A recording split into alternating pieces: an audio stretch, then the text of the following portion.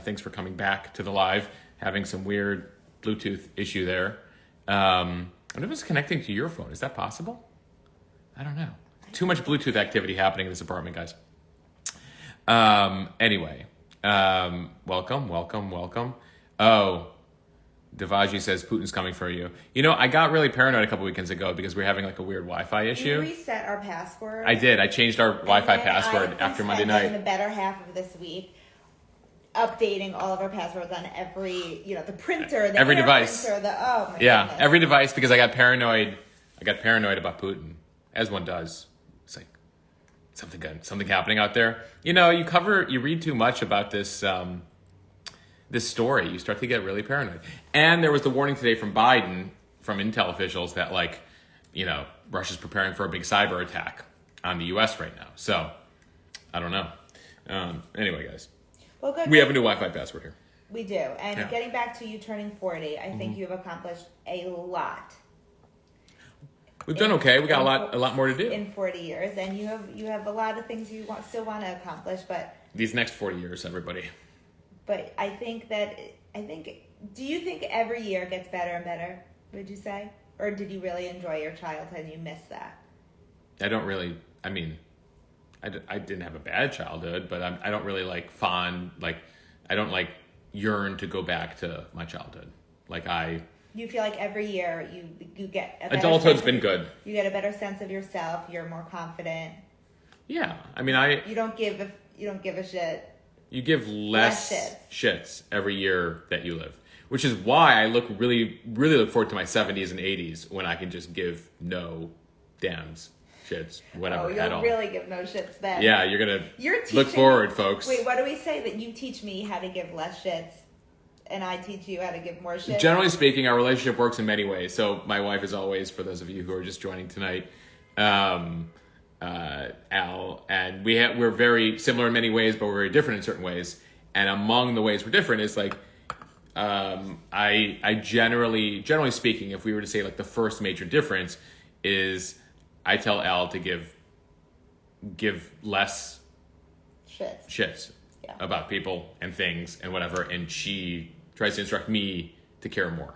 And that's kind of that's generally speaking our relationship. Ronnie Jacobs here says, "Oh, honey, you give no fucks at 60." Ooh, sorry to curse. If any kids are on, I can't. I should go back to the top and institute a warning for those listening tomorrow with potentially their children that there's some obscenities at the top You should. Okay, people are really here for the news. They're not here for us. Here, 0 Fs in your 40s, 0 Fs in your 50s, 0 Fs. Oh, Shada Ray says 0 Fs at 27. Look at them get started early. Good for you.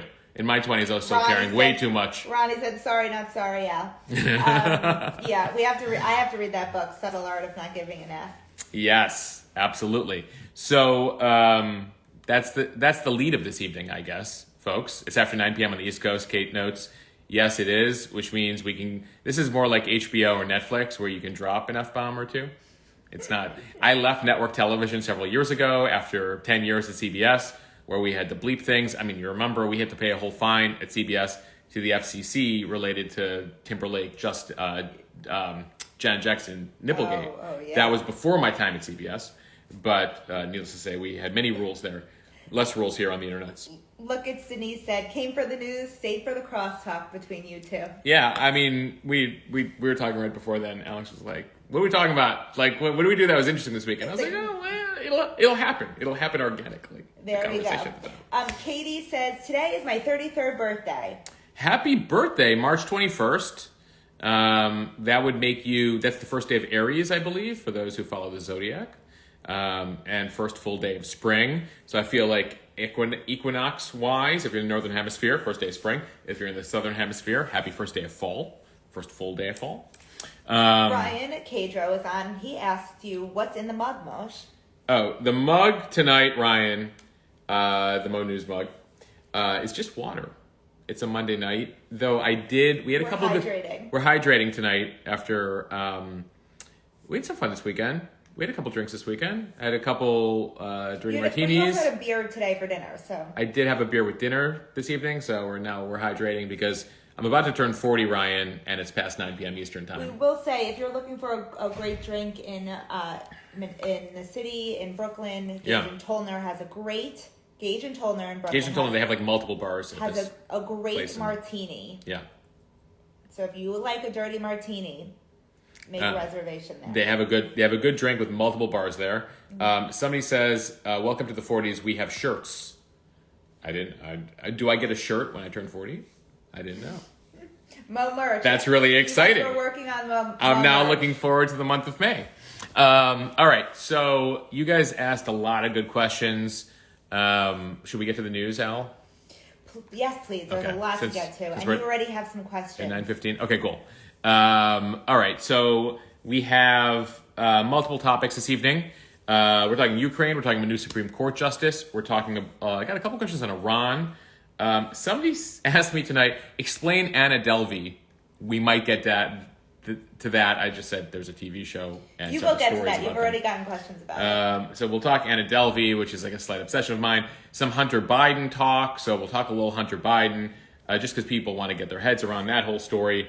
And then we got some like kind of sidebar questions related to Zelensky's family and corruption in Ukraine, which we haven't talked much about, and people kind of wanted a fact check on that.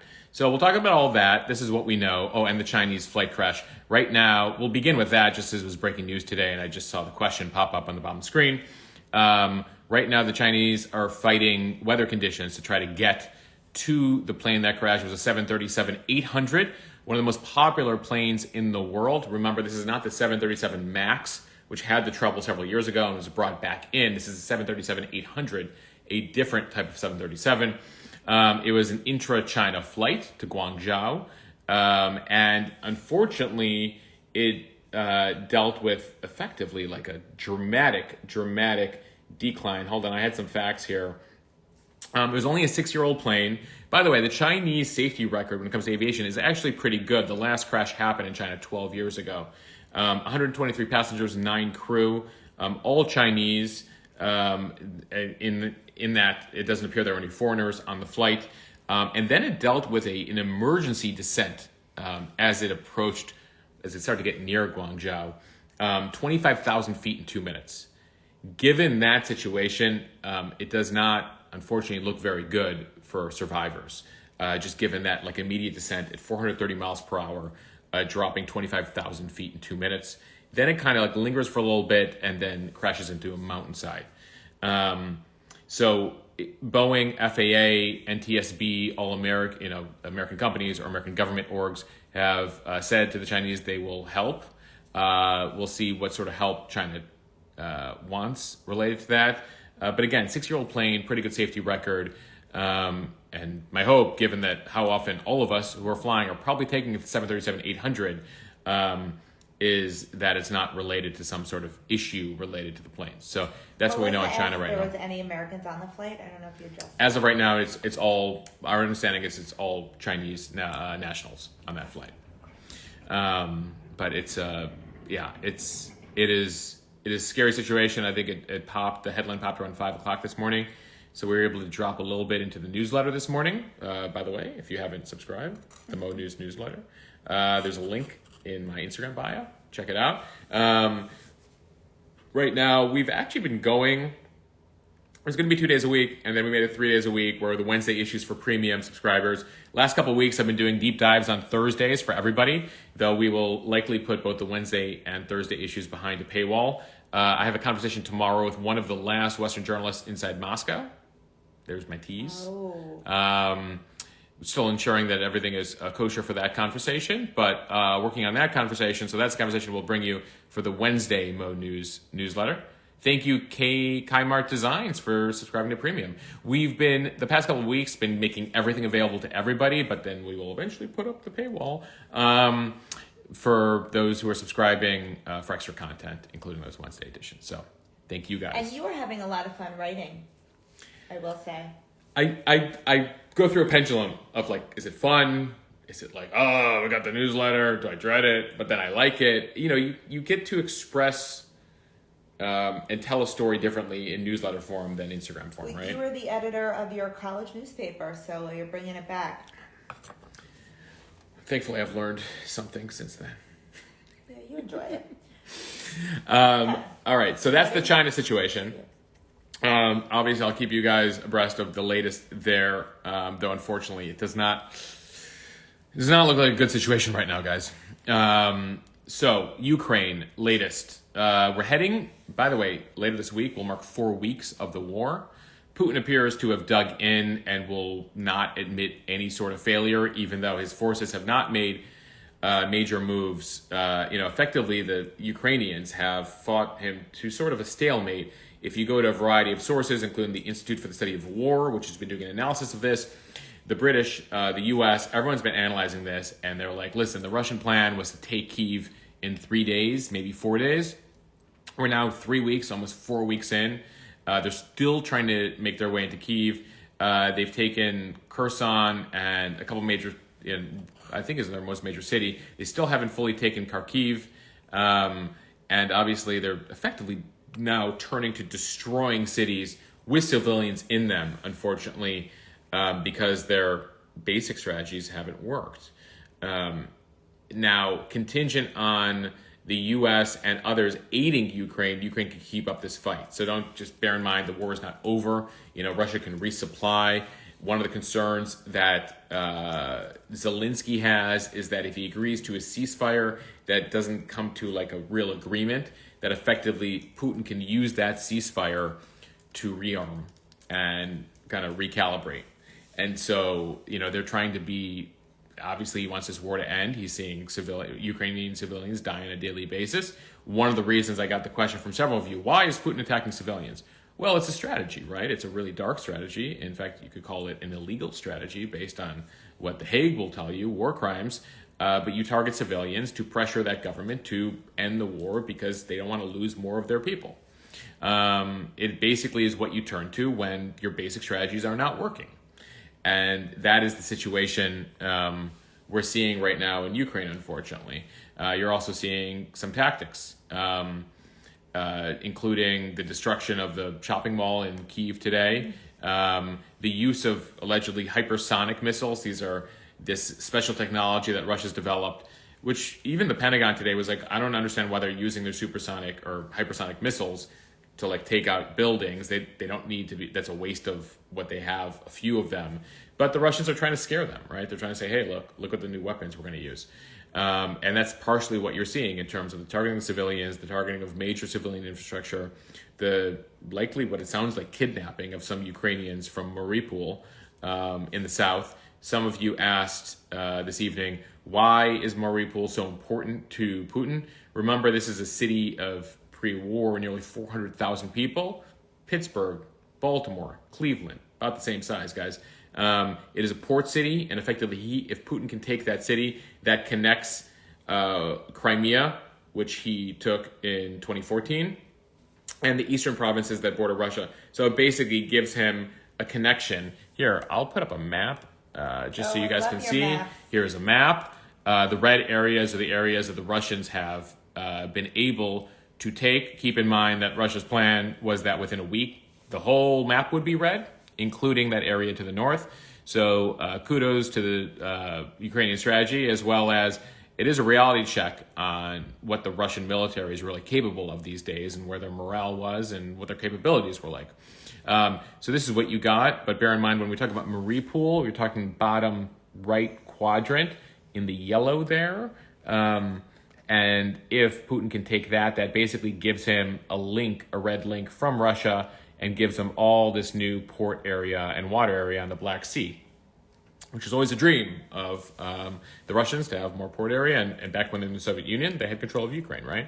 People say, Ms. Torv says, I feel like I'm in school. This is so cool. I hope it's like one of the classes you liked in school, because it really depends. Like I was big into these types of classes, but then like math, terrible. On the opposite, I love Alex math. loved math. And Alex's favorite subject? Physics. I love physics, although I do nothing related to physics.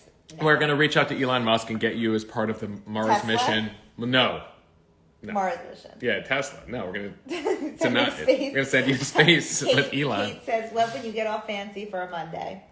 Well, I'm glad you enjoy the fancy map. I'm glad that's deemed fancy these days. I prepared one other thing. Oh, that's Supreme Court related, so we'll get there in a second. Questions on that. So, all right, let's talk. Okay.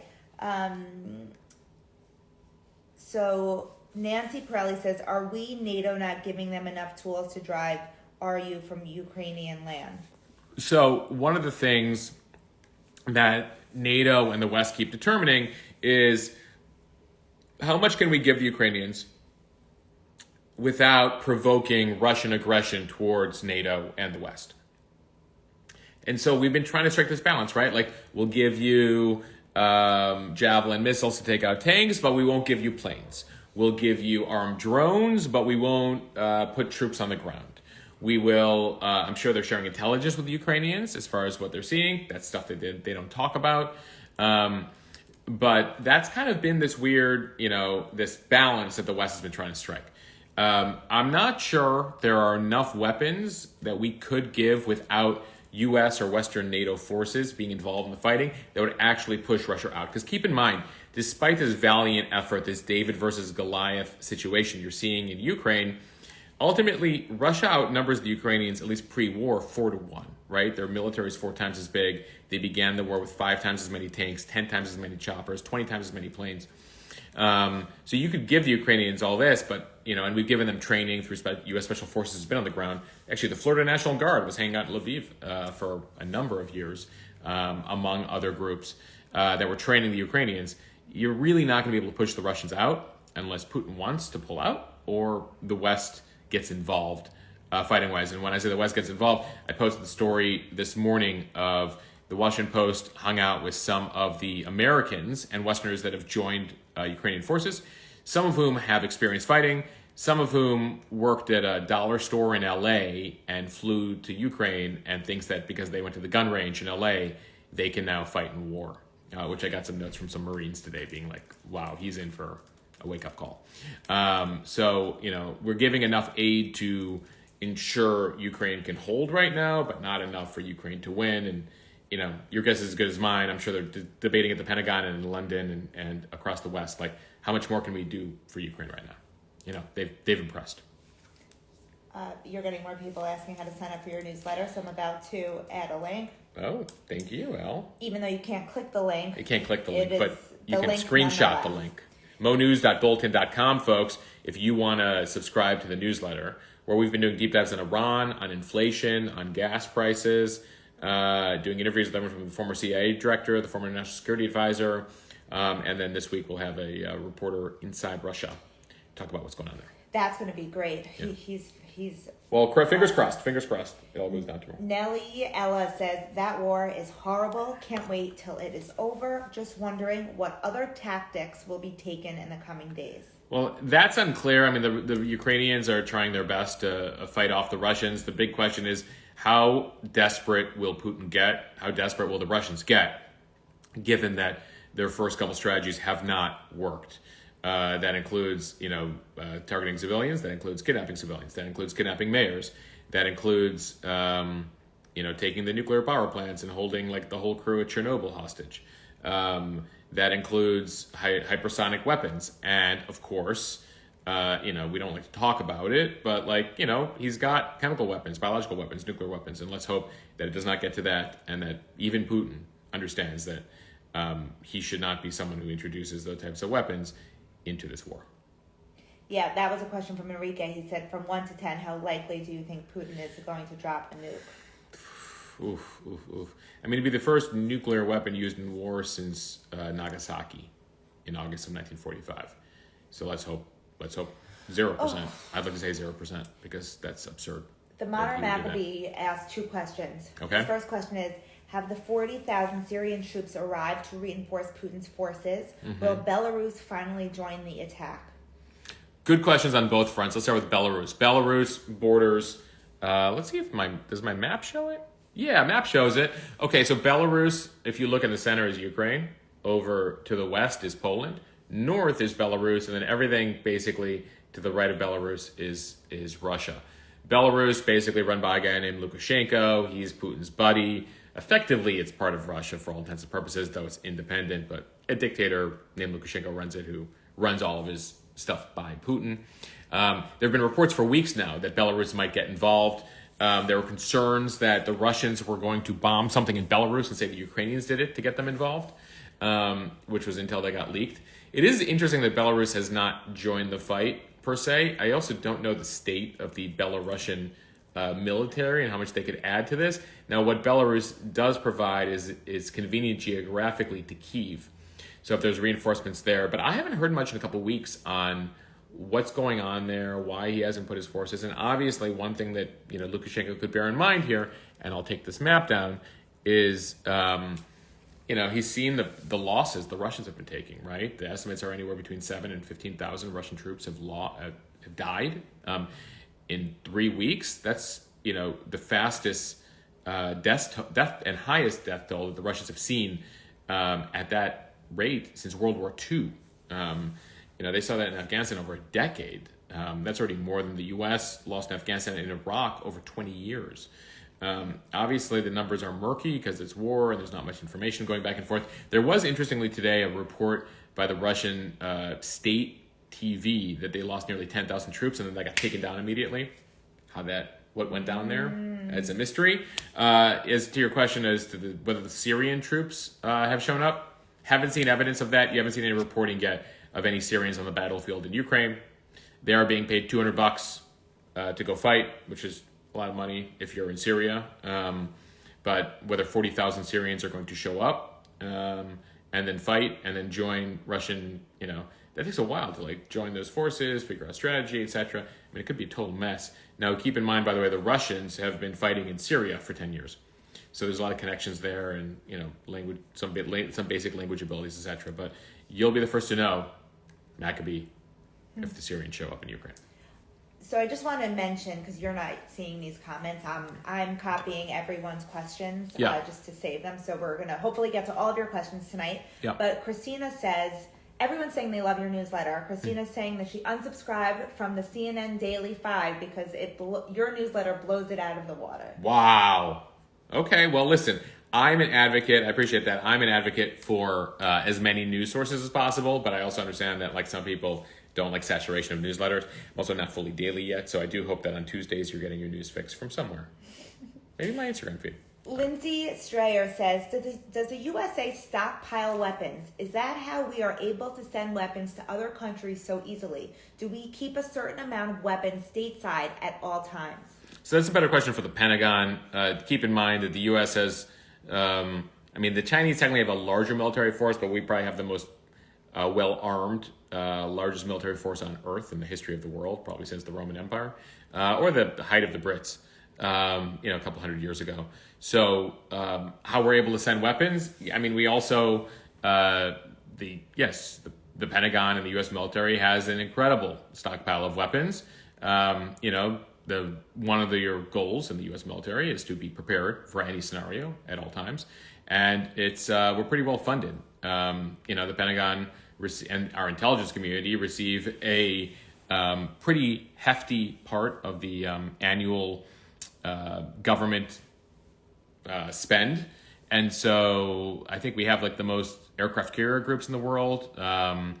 And I'd have to look at the numbers. It's probably a quick Google, actually, in terms of just what our assets are in terms of planes, ground forces, etc. By the way, the U.S. keeps good assets, and then we can send some of those assets, and then you call up the folks over at Lockheed and Raytheon and a bunch of the weapons manufacturers and be like, yeah, we'd like to order 10,000 more of these bombs and 5,000 more of these missiles and 3,000 more. Which is, by the way, why you've seen if you're following the stock market, why some of the major weapons manufacturers in those companies, their stocks are up, right? Because, unfortunately, during war. That's what you see. Danielle Gelb says, are Russian citizens turning on Putin's rhetoric? Will that have any impact on Putin's decisions and tactics? So it's been very interesting. We talk about this every week. How do we get the best gauge of Russian public opinion? And it's a conversation I'll be having in this week's newsletter. In my regular plug here. It is hard to tell. Now, what you can tell is if upwards of 10 to 15,000 Russians have been arrested in the streets protesting, knowing that they might face years in prison potentially for a protest, you can assume that there are a number of people. I don't know if you want to calculate 10 for every 10, person gets arrested, 100 for every person gets arrested. But there are a number of people who feel the same way, but do not want to risk their lives, their families, their careers to go out and protest. You did see Putin threw that whole big rally together at a stadium where they say they could upwards of 100,000 people. Some of those people were teachers who were told to go there. Some of those people were students who were told there was a concert going on. Keep in mind in some of these countries when you see a rally like Iran and some of these other places, you are told to go to those rallies. I don't think you're totally there yet. I think there's a good portion of the Russian population that probably is supportive. They're getting a certain, they're nationalistic, they're patriotic, they're being told a certain storyline. And so ultimately, I'm sure there is a good percentage. I don't want to say numbers here, right? Like, is it 50-50? Is it 60-40? Is it 70-30? That is unclear. Public opinion polling, as we know, even in the U.S., is more an art than a science. And keep in mind that doing it in a place where certain opinions are literally illegal or fake news makes you cautious when somebody calls saying, how do you feel about the war and President Putin? Yeah. So you have LGR2204 says, how nervous should we be about Russian cyber attacks? And then Shayna121 says, how does the average American living in the city versus the suburbs prepare for a U.S. cyber attack in a practical way? Oof. I don't want to fearmonger. I will say this, it's always good to have some basic information written down these days still, like key cell phone numbers, addresses. I'm not telling you to go to the ATM and go get, $10,000 worth of cash or whatever, but like, you want a little cash, you want gas in the tank, you want some basic numbers written down. We're so dependent these days on all things electronic, we just assume we can go to our email and search for something.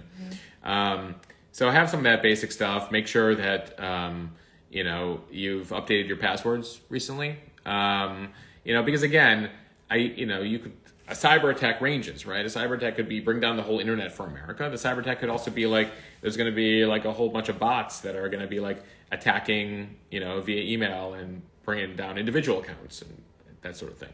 Now, I don't think Russia would mess with like trying to bring down our power grid or internet grid. Like, that is a act of war. KG says their past cyber attacks have included the oil pipeline last year, right? So as far as Colonial Pipeline that was like, I believe the latest intel was the Russians messing around with that pipeline, right? That like for like a couple days there on the East Coast, you saw some gas stations run out of gas. So that's, something that they've proven they're capable of. Let's hope that our defenses are better this time on that. But that didn't bring down the entire East Coast power grid, right? That brought down, it was a pain. On a scale of 0 to 10, it was like a 4, right? 3.5. So assuming they do something like that, it's good to just, generally speaking, it's probably the things that you should always, have available, like, depending on what would go down, right? Like a full tank of gas, some water, some old school addresses and whatever written down. Update your passwords. One thing I help, I do social media and websites for people, and I always say do the double factor. Oh, double factor authentication. Yes. I know it's annoying, but and then it asks you for your first teacher's name or best friend's name or just a cell number to be able to or an extra text phone you. number. Yeah. So definitely, especially all of you have it on Instagram. You are all on Instagram right now, so definitely make sure you add that. You can do that in settings. Yeah. Advice from Alex, my wife, on some things you can do. I'll look for a story though on what else you can do. I mean, the thing is, it's very hard to prepare for something you don't know what it's going to be, but you just think generally speaking, what are things that I should have in stock or available to me should, the lights go out, should the internet go down, type thing. Again, there's no evidence that they're going to do either of those things. I'm just throwing it out there, okay? Anyway. Someone said, Rainey said that she went to the post office today and the computers were down, so she had to pay cash. Definitely. I mean, a lot of people don't carry cash anymore. Like, I have some basic stuff like that. What else we got? Okay, so Magic Mike says when he is calling Putin Putang. Okay. Putang. So when Putang is dangerous, why do we do business with him at all in the first place? So there's been a 20-plus year effort to try to make Putin our friend. And by the way, this comes out in the 90s. So, like, you had the whole Cold War with first of all, let's go back, right? So, World War II, effectively the Germans then attacked the Russians. Effectively, we find ourselves pseudo-allies with the Russians. They take the Nazis from the East. We take the Nazis from the West. We meet in Berlin. Hence, they, basically have a communist bloc over Eastern Europe. The West of Europe remains free. Germany split. And so we live in the Cold War for 60 years. Berlin Wall comes down, communism fails. A young KGB agent named Vladimir Putin is very annoyed at what happened to his country. And he's like, we screwed this up big time. We need to bring back the glory of the Soviet Union. He watches the 90s as Boris Yeltsin, who's drunk most of the time, is like now hugging Bill Clinton and being like, we're going to be friends again, and the Cold War is over. And so Putin takes over in 99, 2000. And ultimately, we're coming out of the 90s, and we're like, okay, we're cool with Russia. Like, we're trying to get rid of their nuclear weapons. They, we think we can help them, really build a democracy there. And Putin has other ideas. But during that time, whether you're George W. Bush, whether you're Barack Obama, whether you're Donald Trump, or whether you're even Joe Biden, can we deal with the Russians? Can we make them our frenemy if they're not going to be our friends? And each of them started at a moment where like, oh, maybe they can be our friends. George W. Bush famously said, Vladimir Putin, I looked into his eyes and saw his soul. Now, Bush would later say he regretted those comments. There's pictures, by the way, of Chuck Schumer and Vladimir Putin in New York City in 2003 at a Lukoil station because we were letting the Russian gas stations, and by the way, if you're in New Jersey across the East Coast, you might pump your gas at a Lukoil station, which they're having a difficult time dealing with this whole sanction thing.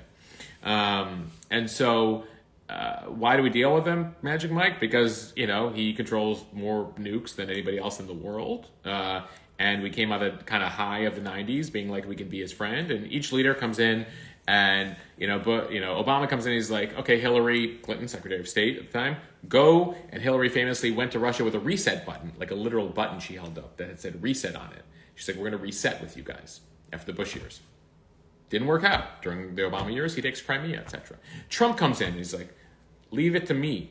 I can be friends with Putin's misunderstood. Trump's going to fix this. That didn't happen either, right? More sanctions got put on the Russians. Trump sent eventually, reluctantly, weapons to the Ukrainians and came out of this whole thing.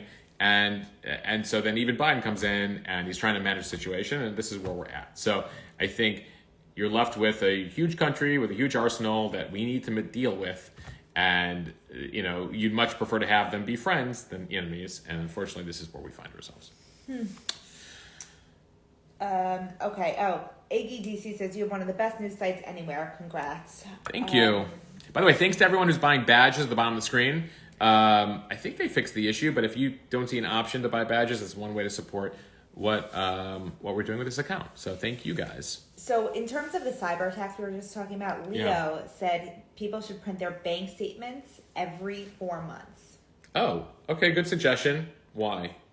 Just to have them available? Because God forbid, I guess the banking systems go down. You have that information. By the way, we got then we got major problems in this country if the banking system go down. But yeah, it's good to have paper backups, and then you got to get yourself a paper shredder for all that. The Modern Maccabee said Biden warns of a cyber attack on the U.S. is imminent. Will that trigger Art 5 and get NATO involved? So Art 5, Article 5, I believe is what they're referring to, which is the NATO charter, which NATO would have to vote on, that if any NATO country, there's 30-something of them, get attacked, it's an attack on all. An attack on one is an attack on all. I got to be honest with you guys. I know there's stories about this. Like, Putin can't even take Kyiv right now, and he's 3.5 weeks in facing Ukrainian opposition, and etc. So, not to say that, like, he might go after another country next, but, like, he still can't take Ukraine after 4 weeks. So, I guess I would still not be totally feeling safe and whatever right now if you're Lithuania, Moldova, Poland, etc. But like, he's not showing much prowess over there. So I would just say, Putin has to figure out how to get himself out of Ukraine with a declaration of victory, which he's going to figure out how to say, like, I got what I need to do. But yeah, NATO right now, I mean, he can hardly take Ukraine by itself. So I don't see why Russia or why Putin would go after a NATO country next, at least not immediately. He has to basically replenish his entire forces. Go ahead, Al. Xtina1300 says, I sent this question in, but what is going on with the Russian stock market and its economy? Can you speak to the impact of sanctions? So the Russian stock market closed for several weeks starting with the war. Hold on, here we go. So the Russian stock market only partially reopened this week to trade bonds. They basically kept it closed since late February. And they're hoping to resume trading because they know things are going to collapse there. So you see a lot of measures being taken by the Russian government. Like, first of all, people can't take money out of the country. The currency has collapsed. If you're an average Russian, you, as of today, can't use Facebook, can't use Instagram, don't have McDonald's, can't really travel most places you used to travel, especially if you have some money. Your currency has collapsed. Now, my understanding is many Russians believe this is temporary. Oh, this is just the war. I think as some Russians may realize that this is not something for a few weeks or a few months, but this could be years, then you'll see an impact there. But yeah, it's had a huge impact on the Russian economy. Now, to a certain extent, they have found avenues for their goods, right? Like, we stopped buying their oil, but then the Indians called and said, hey, we'll buy your oil. The Chinese continue to have economic relations and trade relations with them. Though the Chinese are really having kind of a challenge trying to navigate being, keeping it cool with the West while also being friendly with Putin, and the Chinese are struggling to kind of run a middle road there. But, you've seen an immediate impact. If you're a rich Russian, an oligarch with a yacht, say, you might have kissed goodbye to that already. Or you're having trouble getting to, your apartment in London and your condo in New York and whatever. But the average Russian is probably just seeing a whole bunch of stuff shut down. We'll do more on that this week. But in terms of, Putin saying to them, this is war, you have to buckle up, and, this will all be worth it. Okay, well, when will it be worth it? And so, culturally, the Russians know they got to gird for battle. This is part of being war. That this has been done through generations. Whether you dealt with revolution in the Tsarist Russia, World War I, World War II, the Russo-Japanese War, the Cold War during certain times. If you look at 1970s, 1980s Russia, it was not a very pretty place. This whole newfound wealth only really happened in the past 20 years. And now it's frozen again. So for many Russians, it's kind of like, oh, we're back to this. Hopefully it's temporary. El Bardo says, following up on this question, will the Iran deal help provide a lot of relief from our sanctions on Russia? So let's talk Iran. So we're going to leave Ukraine for a second. You still have some questions on Ukraine. Do you want to answer those? Do you want to move on, go back? We'll do... all right, we'll do Iran and we'll take one more Ukraine question. Okay. So this is what we know in Iran right now. There's a deal being negotiated. It's in the final stages right now between the U.S., Russia, China, Europe, and Iran. Iran, it's called, for short, the deal is the JCPOA. I did a special issue last week in the newsletter. Go check it out at monews.bulletin.com, which tries to break it down for you folks. I'm going to put a link. Okay, cool. And so the final issue, apparently, is the designation we've given to the IRGC, the Iranian Revolutionary Guard. So this was unique. This was a Trump decision in 2019. The Iranian Revolutionary Guard is the first, basically, state military unit that we've designated as a terror group. Typically, terror groups are these independent entities, right? Hamas, Hezbollah, Al-Qaeda, ISIS. When it comes to IRGC, this was us actually naming a it'd be like Iran saying that, like, the Marines or the Navy SEALs are a terror group. So that was our designation of the IRGC. As a prereq for this deal to go down, Iran says, please lift that terror designation.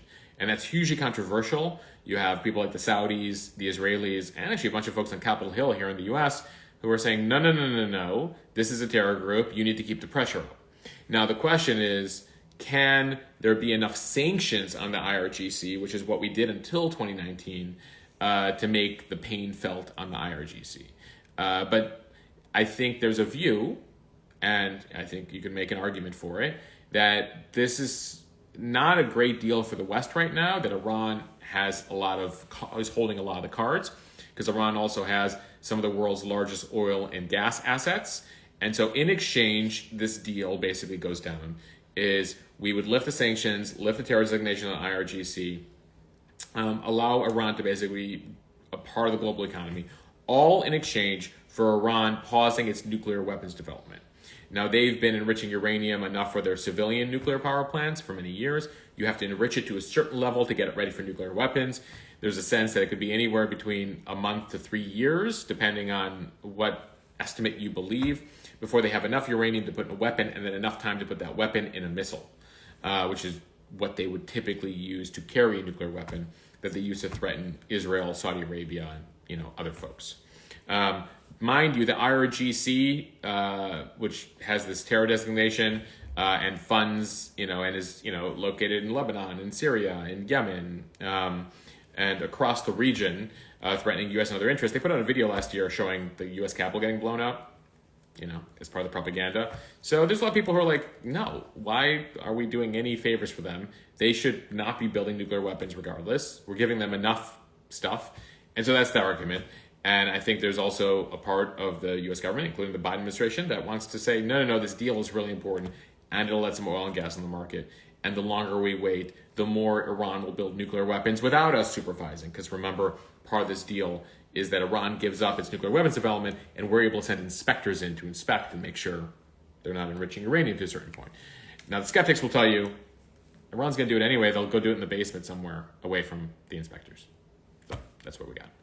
Wayne Stella says, I can't see badges to buy. Am I the only one who can't? So some people can, some people can't. So some people still have badges on the bottom of the screen. Some people don't have badges. A couple of you who don't have badges, please take a screenshot and tell me what device you have. Yeah. And make sure you've updated Instagram. But some people told me that they updated Instagram and it's not available, but we're in a weeks-long dialogue with the IT folks at Instagram to try to fix this issue. Leticia Adventure says, thank you for all you do, both you and your wife. I appreciate all this information. Thanks, Leticia. My wife is the brain behind all of this. Literally, she's behind. I'm not the brain. You're the brains. She's the marketing. I just saw your brains and I said, we got to do something with this. We got to do something. So Leah Sass says, if Putin and Zelensky meet, what's to stop Putin or his guys to just take Zelensky out then and there? A lot of you are worried about this scenario. A lot of you have watched a lot of Homeland or 24, where Putin and Zelensky have a meeting and suddenly somebody's dead. One would assume that if somehow we got to the table between Zelensky and Putin, that we're at a stage. Because, guys, keep in mind that diplomacy doesn't just they don't just show up one day and they're like, okay, let's hash it out. There are people, and they're having meetings, and they're having meetings, and they're having meetings, and they're having dialogues. And then you have low-level people, and then mid-level people, and then high-level people. And then finally, everything is basically done. And then when you see, peace accords or leaders shaking hands with each other or sitting next to each other, that is typically the result of weeks, months, years of negotiations. So this whole idea that Zelensky and Putin are going to have a meeting and then somebody ends up dead, that's some spy thriller stuff. I would presume that they would ensure, just like the talks that happened in Belarus between the Russians and the Ukrainians so far, or in Turkey, so far, everyone that has gone into it, my understanding is still alive, and one would presume they would have certain security guarantees for one another. Anything else on Ukraine, or can I hit? We have a Supreme Court justice. You do have questions, but we can move on. But Carolyn Wu says, this is history crack, and I'm here for it. History crack. I like that. Crack in a good way. Good crack. And then Claire I've never done crack. Claire asked, did you only start Instagram news after meeting Alex? So, yes. I was on Instagram for many years sharing pictures of my avocado toast and beautiful sunsets, like many of you, between 2013 and 2018. A selfie here or there. No, I was never a selfie guy. Stories became a thing. I'm giving you a longer history than you need to know. I met Alex. I was working at CBS News at the time. And then fast forward, started consulting on my own. And then COVID hit. And one night, we're getting a whole bunch of texts about how they're going to shut the bridges down to New York. And I'm like, this is crazy. And we do like a fact check on Instagram. At the time, my account's still private. There's like 500 friends and family following me. And Alex is like, you got to take this public. Like, this is the thing. And now, 800 days later, we're still doing it every day, baby. Every day.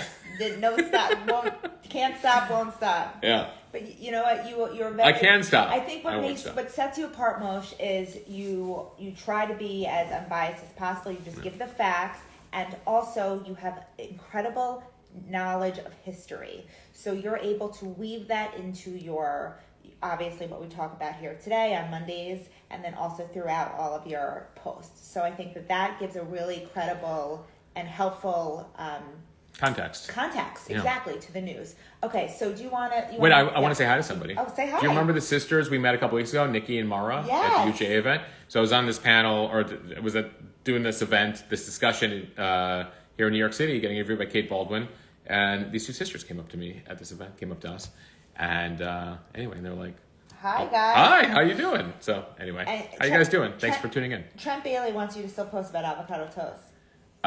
Trent Bailey, Alex is the food wing of the Instagram world, though Alex last night was impressed by my posts related to putting up the floating shelf. Yeah. It was a couple hours of work last night. I was impressed. But it's still holding, and there's 1, 2, 3... I mean, we got like a plant and like 11 books on that shelf right now, Al.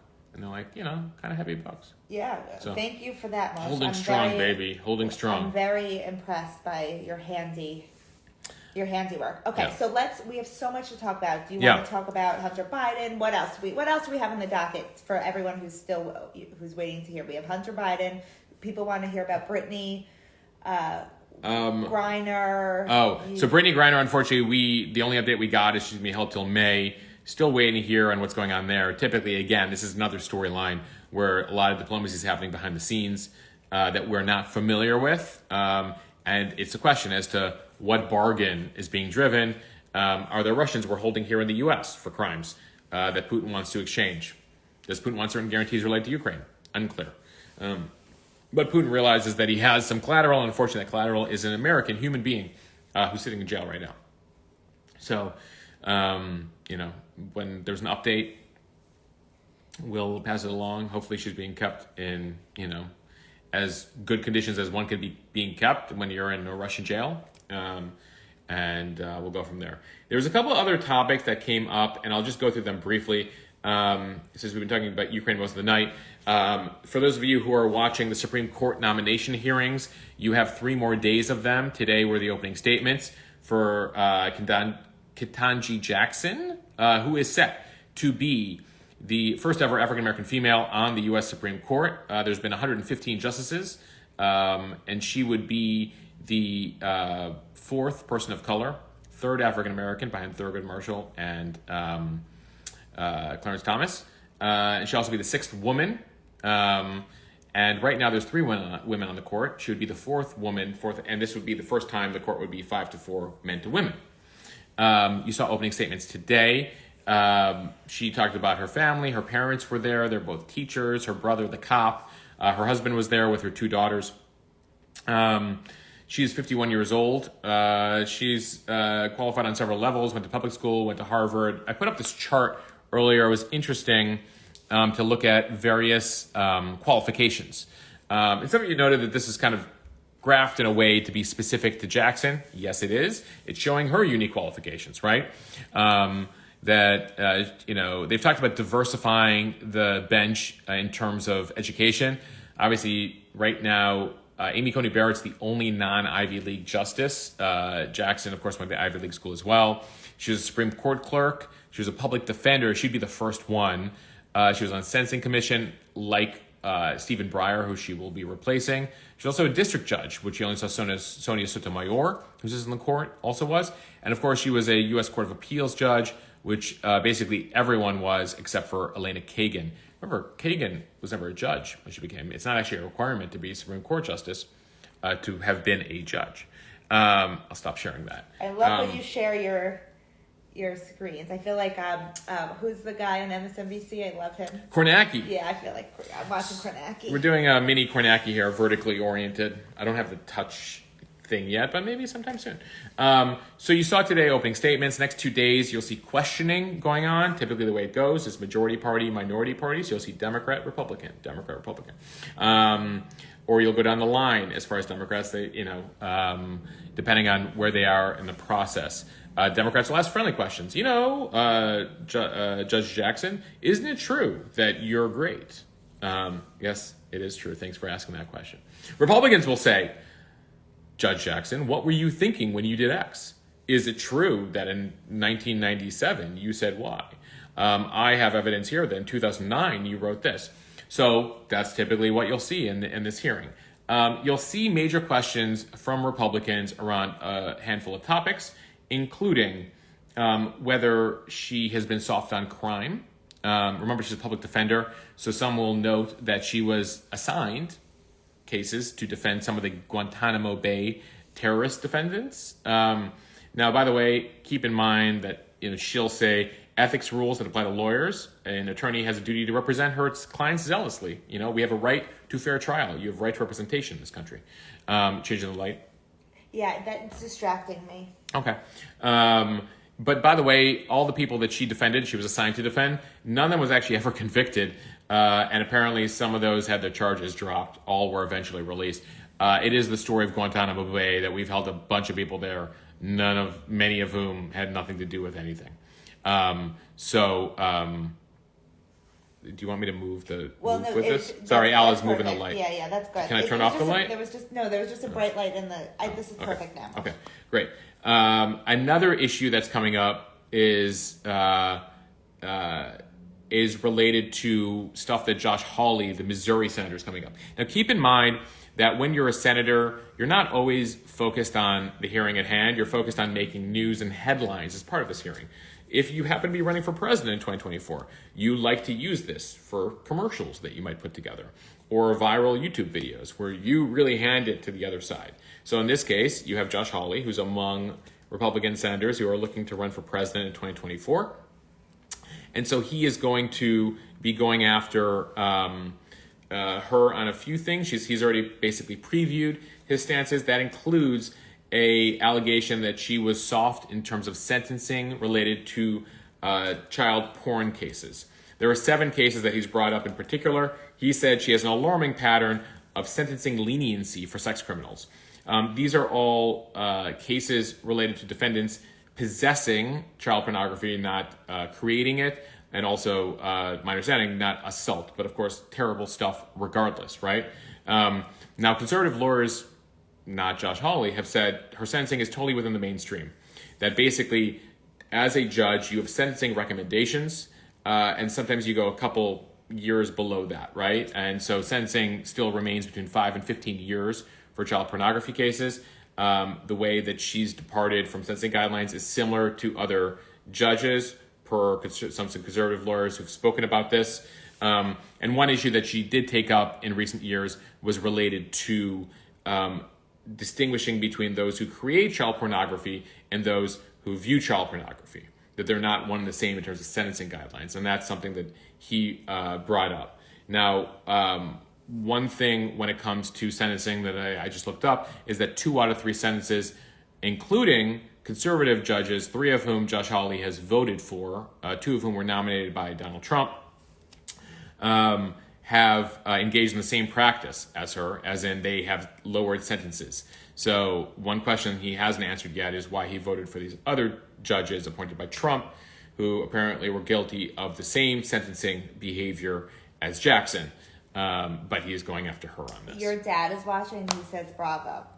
Hi, Charlie. My father's on from Chicago, a longtime cabinet maker and contractor. Where I learned a bit. I learned a bit from him. My brother was much better, as I advertised yesterday. But he wants you to learn more. He's still. There's always more to learn in life. Ronnie Jacob says, and Ted had to defend Kavanaugh's high school hijinks today. You might have been confused at certain points today as to whether you were watching the Brett Kavanaugh hearings, because a bunch of Republicans brought up the fact that they felt that Brett Kavanaugh was treated unfairly during his hearings, and they're like, we're not going to be like that to Judge Jackson, even though Democrats were like that to Judge Kavanaugh. So they brought it up a whole bunch. Kelly Conseco says, what are the odds that her nomination is blocked? Unless something shocking takes place in the next 2 days, very, very unlikely. It is a 50-50 Senate. The 50 Democrats will vote for Judge Jackson. If there needs to be a tiebreaker, Kamala Harris, the vice president, as the president of the Senate, will break that tie. You are very likely to see her as the next Supreme Court justice, unless, of course, something crazy happens the next 2 days. Keep in mind, too, that her most recent post, she was voted 53-44 by the Senate, too, last year, including 3 Republicans, including one, Lindsey Graham. Though, based on his opening commentary today, it does not appear that Lindsey Graham is set to vote for her again. He said he was to be ready for questions. Your mom is also on. She wants you to say hi, Mom. It's a family affair tonight. My mom's on, affair. My dad's on. Are they on separate devices or on the same I think on the same handle? On the same. All right. Okay. So you had Simply Siani, and I don't know that you have the time right now. Maybe you do a separate reel or a separate story about it. Can you explain the Hunter Biden issue from the beginning to where we are today? All right. How much time do we have? I mean, you also have people who are dying to hear about Anna Delvey, so... Oh, okay. Yeah. So, not completely dissimilar, but dissimilar. Anna Delvey, Hunter Biden. By the way, to my knowledge, no connection between the two. But let's begin with Hunter Biden, son of President Biden. Hunter Biden, unfortunately, is, he tried to follow in his dad's footsteps, went to law school, but it was always kind of... under the shadow of his brother Beau, who unfortunately died of cancer several years ago, and his father. Fast forward, Hunter has dealt with major substance abuse issues his whole life, mental health issues, etc., according to his family. Over time, has tried to make a career as a businessman. Somehow found his way onto a board of a company called Burisma. Among other things he tried to do, Burisma is an energy company in Ukraine. Found himself on the board getting paid $50,000 a month. There was no reason why he should have been on that board besides at the time his dad was vice president. There have been years of investigations by Republicans into this. So far, there's no evidence at this point that his dad, as vice president Joe Biden, did anything unethical or illegal, more significantly, related to his son being on the board of Burisma. Now, where does this come in? He says on the board of Burisma. Burisma is located in Ukraine. Ukraine, by the way, this leads me to the other issue that we were going to talk about tonight, Ukrainian corruption. Ukraine is still a transitioning democracy, right? Not quite the authoritarians that Russia is, but not quite the democracy that we have here in the US, France, England, etc. They're still learning democracy. They're still transitioning. In fact, it's one of the reasons why they've struggled to get onto NATO and the EU is get their democracy house in order. There's a lot of corruption there. During the time Obama was president, Biden was VP, a lot of European countries and the US didn't like what was happening inside Ukraine and felt there was a prosecutor general who was very corrupt. And the legal system there, the judicial system was corrupt, and they wanted that guy out. That guy gets pushed out. That guy later tells Rudy Giuliani, you know why they wanted me out? Because I was going to go after Burisma. So they try to draw the whole link, that the company that Hunter Biden is on, that basically the story is that Hunter Biden somehow told his dad, the VP Biden, to push out the prosecutor general because he's going to go after my company, Burisma. Now, you could look at all the evidence during that time and see that it wasn't just the U.S., it was all of, most of Western Europe was like, you need to get this prosecutor general out, this guy's corrupt, unbeknownst to them that Hunter Biden sat on the board of this company. So that's the connection there. Now, the most recent news related to that is there's a laptop, which the New York Post and a bunch of conservative media reported on in 2020, that most of the mainstream media did not touch. At the time, the feeling was, and some of the feedback was from organs of the government, including the administration, parts of the Trump administration, civil servants, not the Trump political department, because the Trump politics people wanted to go after this. They were told basically, stay away from this whole laptop story. This could be Russian propaganda like 2016. Now, the New York Times last week put out a story finally that confirmed the existence of the laptop, and that there's a continuing investigation into Hunter Biden. Now, the main issue with Hunter Biden right now is unrelated to Burisma. It's just related to tax, basic tax evasion. He somehow paid like $1 million in taxes in 2020 because he wasn't paying his taxes. It's like the story, even why they're trying to get Trump these days. It's always tax fraud, tax fraud, tax fraud. It's how they got Al Capone, right? Ultimately, you can't get him on certain crimes, but you get him on tax fraud. So there's a continuing investigation into whether Hunter Biden broke any laws, foreign lobbying laws, as well as tax fraud, and that continues to this day. Again, we haven't seen any linkage to then Vice President Biden, now President Biden. But that's kind of the Hunter Biden story. In short, there's an ongoing investigation, and you have a lot of Republicans who are hungry, should they win a majority in Congress, to investigate this further and turn this into like Benghazi 2, which Republicans spent several years investigating. Right? So they want to make Hunter Biden the next Benghazi. Yasmin says, shouldn't Republicans be more concerned with Trump taking classified documents to Mar-a-Lago? That would be an argument that you'd hear from many Democrats, wondering like, oh, you're so worried about classified information and Hunter Biden, whatever this laptop is, you're not worried about all the classified documents that President Trump might have shredded, took to Florida, or the fact that if you're talking about presidential children, there's always a concern, by the way, when it comes to Biden, is that you had arguments against Trump being like, Ivanka's getting patents in China. Don Jr. and Eric are, dealing with a lot of questionable characters abroad for their business. And they're like, you got Hunter doing whatever Hunter's doing. So needless to say, there's a lot of rocks to be thrown in if they both live in glass houses. We'll call it that, the metaphor. Yeah. Okay. Do you, and then, Kate G says, people are bringing up stories. She said people are literally posting 2020 stories acting like they are new. That's the thing about the Hunter Biden stuff, guys. It's been out there for several years. Now, what's new this week, again, is the New York Times is, as the kind of paper of record. At the top of the New York Times, it says all the news that's fit to print. Confirmed in paragraph 24 of their story last week that the laptop that everyone questioned was, in fact, legit. And the New York Post is sitting there like, see, New York Times, New York Post, sometimes we get stuff right over here. New York Post is, always been a long time tabloid. So, needless to say, when you hear an allegation on social media, give it a Google, see who's reporting it, see if the thing is a couple years old, perhaps. There's a lot of manipulated stuff, and by the way, anyway, needless to say, there are legitimate questions as to what Hunter Biden was up to, but both things can exist, right? Could President Biden not have done anything wrong? Absolutely. Could Hunter Biden have done something wrong without related to his dad? Absolutely. Could something that we Republicans haven't found in several years still be out there? Oh, potentially, right? You never know. You can't ever close the door. But Google it. Google it. If somebody's spreading it, if you get it from your uncle, Google it. Leticia Adventures, switching the subjects, any info on the Holocaust survivor that passed away today? Ronnie Jacobs says he was 96 and survived 3 concentration camps, only to die this way. Yeah. And then Ronnie said... So sad. Survived Bergen-Belsen in a bunch of camps. So could you speak a little bit about I posted about it earlier today. It appears that Russian shelling of a town has killed a 96-year-old Holocaust survivor who survived 4 camps. I mean, you see a lot of these stories. There's women, there's this one woman who survived Leningrad and the Nazi shelling of Leningrad, and now she's dealing with Russian shelling in her home in Kyiv.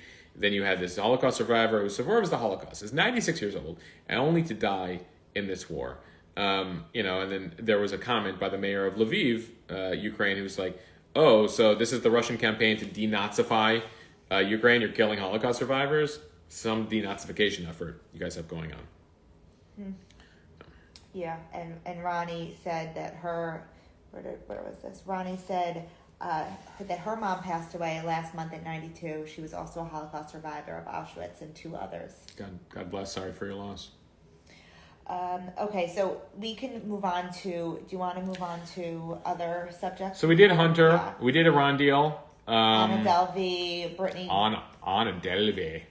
I posted the link. Alex, did you get to watch the Julia Garner explaining how she does the voice, where she begins German and then adds a Russian, but then adds the American question at the end that we apparently, the way we speak is like it. But then I got a note from somebody who's like, that is totally not how Anna Delvey speaks. Why is Julia Garner getting all these compliments for the accent? It's not a good accent. I'm like, oh, people are so hard. People are so harsh. Anyway, it's funny. Literally the question I got from somebody was like, can you explain Anna Delvey? Long story short, woman born in Russia. Family moves to Germany. She somehow makes her way to the U.S.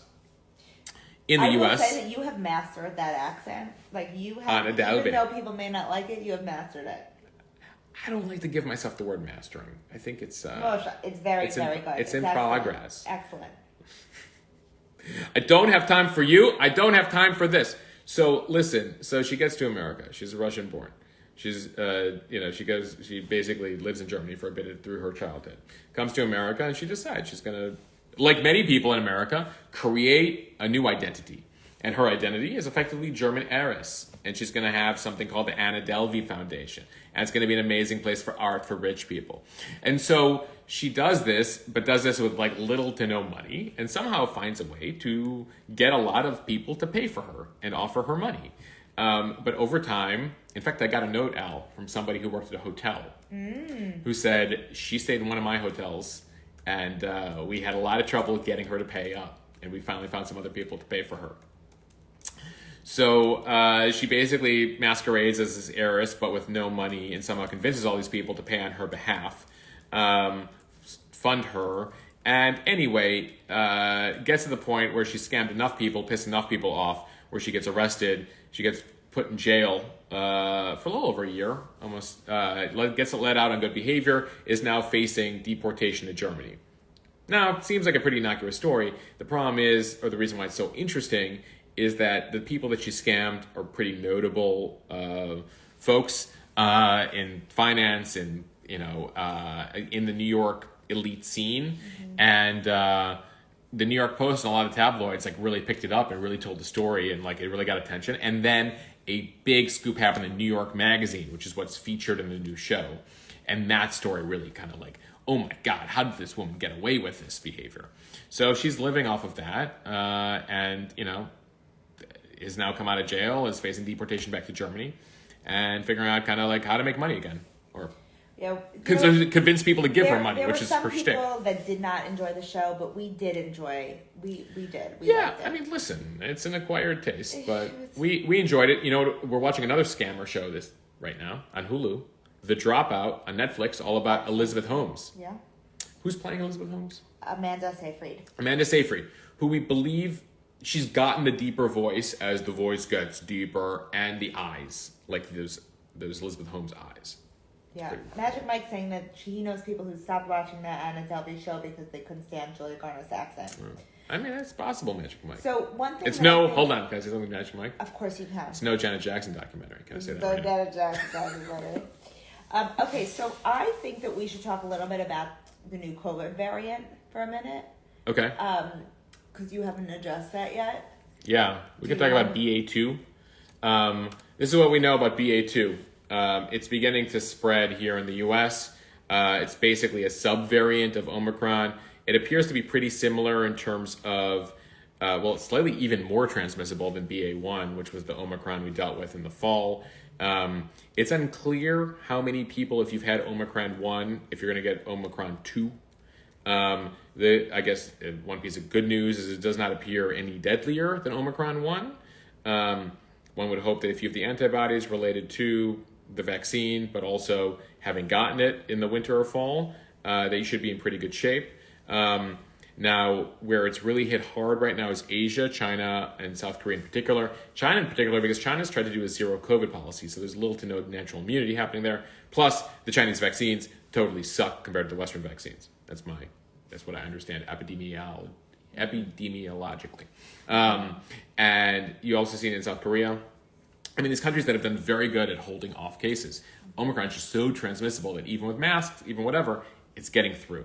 You're seeing numbers rise in Europe a bit again, and as we've now seen several cycles, folks, is when, you see it happening abroad, then you see it happening in Europe, and we're like, what's going on in the US? And you're like, It's going to hit here. It's going to hit here. So there was a doctor on the Daily today talking about how we'll probably, in order to not, that we'll probably need boosters every 2 to 3 months, but they're not sure. She's not sure federally if they're going to like make us do that because of the cost associated. So they're unsure now what all the pharma companies are still trying to figure out whether we're going to go to annual doses, like what should go in the doses now that all these variants are happening so quickly.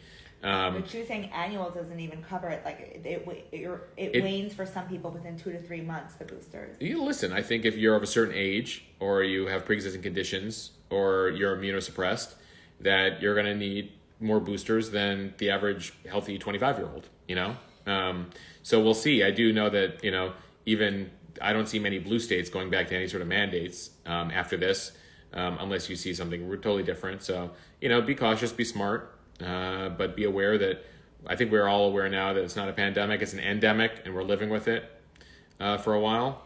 And for a while, I mean, for the rest of our lives, hopefully not, but that's what it looks like, unfortunately. A-Tigs asked if I'm from Long Island. No, I'm from Westchester County. I grew up in Armonk. Melissa Buta said... hold on, you said that quick. Alex is from Westchester County, not Long Island. Melissa says, not that I have anything against Long Island. We have nothing against Long Island here. We love Long Island. I'm just not from there. She's not from Melissa asked, what does that even mean, zero COVID policy? Zero COVID means literally, like Australia, New Zealand, China, it was like, we're going to have zero COVID here, which means when there's 10 cases, we're shutting down the whole city. When there's 100 cases, we're shutting down the province. They're literally locking down 40 million people. That's zero COVID. In an attempt to literally, it's sort of the opposite of the U.S., which is like, we'll try some limits, but it is what it is. And then Europe had variations on that, slightly more rigid.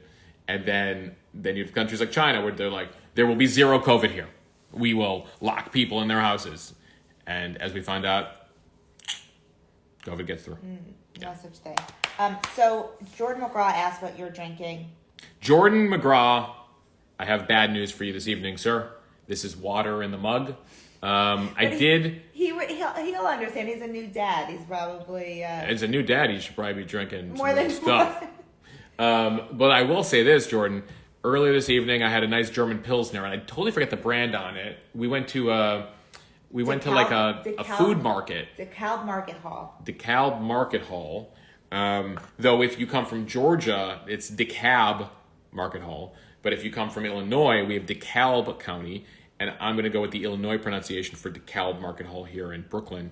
They had like 25 different types of restaurants and food. I went to a German doner kebab place, like a Berlin doner kebab place, and had a nice Pilsner with my meal. Alex, meanwhile... But the interesting fact, you should share the most interesting fact, you went back because you thought there was no... I thought the beer was flat. You thought the beer was flat, and they told you... And they said, in Germany, we don't put as much... we're not as carbonated in our beer. Interesting. And I was like, oh, this is really flat. Can you give me some bubbles? Was this been sitting out? And they're like, no, this is German beer. Jordan McGraw says he drinks more now that he's a father of 2. Amen, brother. You're doing okay. So we actually, while we were talking about different shows to watch, we got some people saying The Tinder Swindler. Okay. Which we watched. Okay. Which was crazy, right? That was Tinder Swindler? Yeah. Yeah. The Israeli guy who's like just hanging out now after like Tinder Swindler. But I have to say, between Anna Delvey and Tinder Swindler, how do these people, like, maybe I've never been in that situation and I feel bad for these people, but like these people who claim to have all this money but then somehow convince you to give them money. Like, oh, my credit card ran out. Like, you're a billionaire. Like, wow, how did your credit card run out? Like, why am I taking out loans for you? I don't know. I just don't understand it. But thematically speaking, Tinder Swindler, Anna Delvey are both like, I'm really rich and don't worry about the money, but like, can you loan me money right now? Another show that was recommended by Renu Kanand is he said Tinder Swindler, and then actually Trent Bailey said we should watch Bad Vegan, which I've heard is really good. Bad Vegan, I heard good things about too. That. Yeah. And then also Pentabulous says Dope Sick, which Dope Sick. I know we keep hearing about Dope Sick. I have Dope Sick on the agenda. I have Bad Vegan on the agenda. Hold on. Did somebody just say here the Tinder Swindler, the Levy family is suing Tinder Swindler? Interesting. Tinder Swindler convinced everyone he was a Levy family member, and the Levy family is this big diamond family, and apparently they're not happy about it. Okay, so Maddie said, "Can you sell the mugs?" Yeah, we will sell the mugs. We will. Mosh just needs a good. If you guys have any good taglines, he's looking for a tagline. Like a tagline, like what's our motto here at Mo News? You will get a free mug and a free T-shirt if you come up with our tagline here at Mo News. What's a 3 to 5 word tagline? That 2 to 5 words. Breaking down the news that matters. Breaking down the news that matters. But it's one of my wife's votes. It's a little boring. I think we can come up with something better. We listen. It's a good starting point. The Mo you know. The Mo you know. Mo News. The Mo you know. Mo might be a little redundant. Mo problems, Mo News, says Jay in Benningfield. These are good. Unfortunately, Mo problems, Mo News is a true thing, and I will say this: there's another connection. Not only do we live in Brooklyn now, like Christopher Wallace, Notorious B.I.G., may he rest in peace. He has the same birthday as me, May 21st. Mo News, Mo Money, Mo Problems, Mo News. Mo News, Mo Facts. Yeah, the Mo you know is these good. are all good. All right, listen. People really want the free mug and the free T-shirt. Mo News, no spin. Mo News, no spin. Okay, I can get there. What are you having for dinner? We haven't seen Joe and Sophie in a while. Jordan, can you find out what's going on with Joe? We haven't heard from him. I want to make sure they're good. Because Jordan McGraw always asked me what I drink, and Joe used to ask me back in 2021 what we ate for dinner.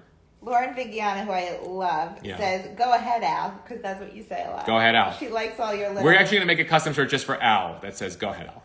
The Mo you know. Spread love. It's the Brooklyn way. Yeah. True. But that's not Someone asked if we're liking Brooklyn. We are loving Brooklyn. Thank you for asking. Loving Brooklyn. Loving Brooklyn. Brooklyn, as the Dutch originally named it. Remember, New York was originally founded by the Dutch as New Amsterdam, as part of the New Netherlands.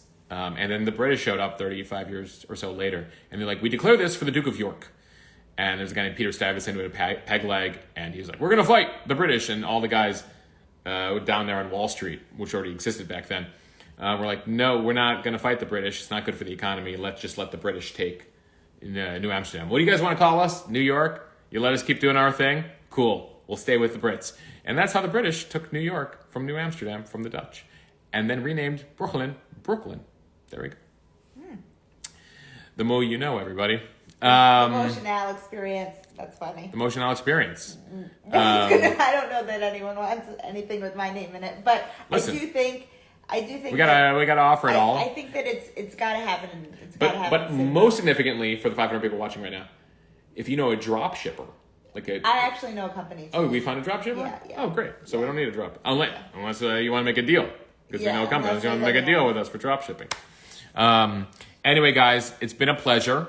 Let's hope this war ends soon in Ukraine. 3 more days of Supreme Court hearings. The Thursday's kind of a lame-o day because it's just like outsiders. So Tuesday and Wednesday are the big days of the Supreme Court hearing. We'll see stuff on Iran this week. Hopefully this COVID variant comes and goes pretty quickly. And then what else did we say tonight? We talked a bit about Hunter, of course. So I like this. Mo News, no spin. Someone who said that. Hey, this is Kat. Mo News, no spin. Mo News, no spin. I've seen a couple kind of in that ballpark. I could get around that. I could get behind that. Well, you know what? We'll do a poll. We'll pick your favorites and we'll do a poll. All right. Well, we'll do a poll, and then it's sort of a democracy here because we'll take your votes, and then Al and I will decide what the motto is. But we'll take it into account. Sort of, kind of like old school Britain, like 18th century Britain, where there was a prime minister and a democracy, but the Queen still sort of declared stuff. Not like 20th century Britain, where the king doesn't have power anymore. No, I actually disagree. I think that your followers should choose. I know, but that's we have friends who let their small children pick important things in their house and stuff, and you're kind of you don't want to give the democracy too much power. It's kind of like when the U.S. got started, by the way, people weren't allowed to vote for the Senate.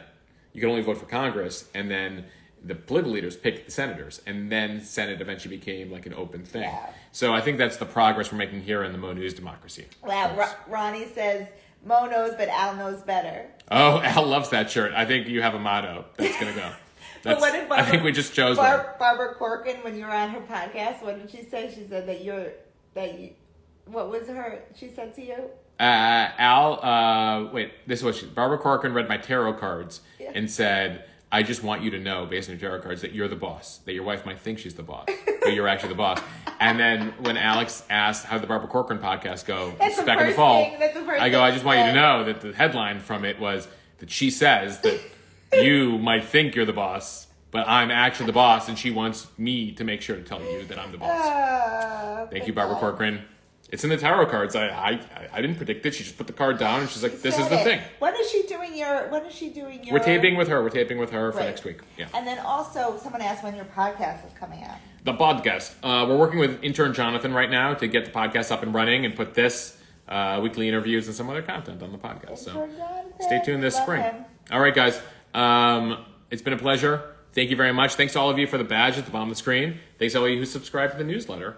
Let your friends and family know. I'm going to put, we got more coming. I'm just going to add the link to the newsletter once again for people to.